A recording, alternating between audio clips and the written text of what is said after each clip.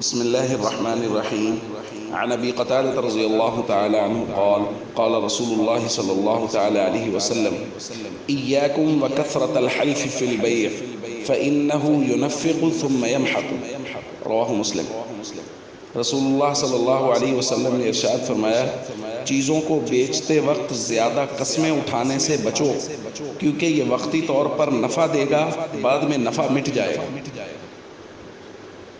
دوستو، کسی چیز کو بیچنے کے لیے زیادہ قسمیں اٹھانا کہ یہ بہت اچھی ہے، اس پر قسم اٹھا دی، اس سے وقتی طور پر تو ظاہر ہے آنے والا گاہک مطمئن ہو جائے گا، چیز خرید لے گا، نفع بھی آ جائے گا، لیکن اس نفع میں برکت نہیں ہوگی۔ حضور علیہ السلام کی دوسری حدیث میں حضور نے فرمایا، قسم اٹھا کر بیچنے سے مال میں نفع تو آتا ہے لیکن برکت اٹھ جاتی ہے۔ ایک حدیث میں حضور علیہ السلام نے فرمایا، 3 قسم کے لوگ ایسے ہیں، لا یکلمہم اللہ یوم القیامۃ ولا ینظر الیہم ولا یزکیہم ولہم عذاب علیم۔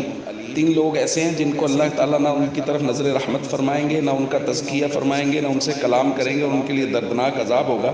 اور ان میں سے ایک حضور نے فرمایا، المنفق سلعتہ بالحلف، جو آدمی جھوٹی قسم اٹھا کے اپنے سودے میں، اپنے سامان میں نفع کماتا ہے۔